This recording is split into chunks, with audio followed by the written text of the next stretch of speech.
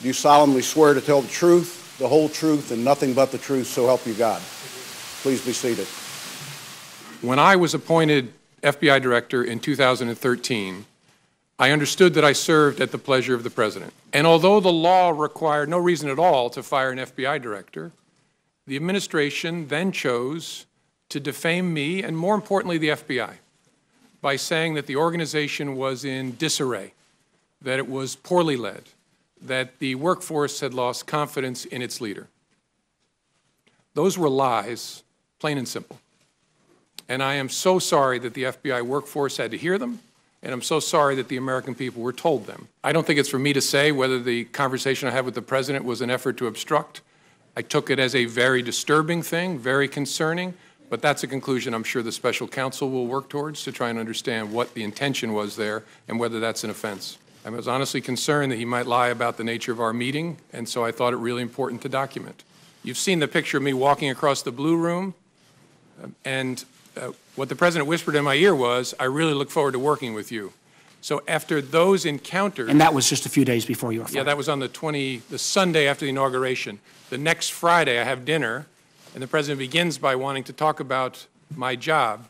And so I'm sitting there thinking, wait a minute, 3 times you've already asked me to stay or talked about me staying. My common sense, again, I could be wrong, but my common sense told me what's going on here is that he's looking to get something in exchange for granting my request to stay in the job. My impression was something big is about to happen. I need to remember every single word that is spoken. And again, I could be wrong. I'm 56 years old. I've been seen a few things. My sense was the Attorney General knew he shouldn't be leaving, which is why he was lingering. And I don't know Mr. Kushner well, but I think he picked up on the same thing.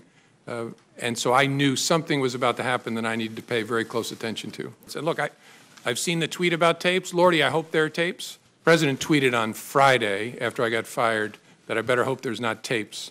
I woke up in the middle of the night on Monday night, because it didn't dawn on me originally, that there might be corroboration for our conversation. There might be a tape. And my judgment was I needed to get that out into the public square. And so I asked a friend of mine to share the content of the memo with a reporter. Didn't do it myself for a variety of reasons, but I asked him to because I thought that might prompt the appointment of a special counsel.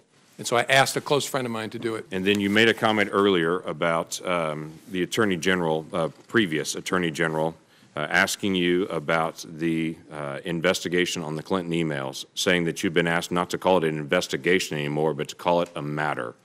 And you had said that confused you. Can you give us additional details on that?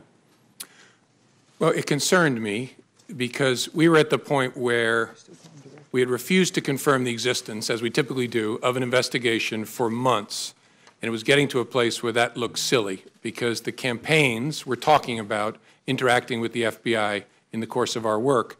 The Clinton campaign at the time was using all kinds of euphemisms, security review, matters, things like that for what was going on.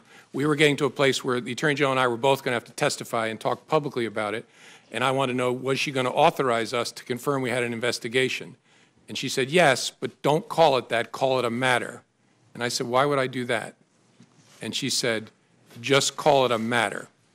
And so that concerned me because that language tracked the way the campaign was talking about the FBI's work, and that's concerning. All I can do is hope. The President surely knows whether he taped me, and if he did, my feelings aren't hurt. Release all the tapes. I'm good with it. Gotcha.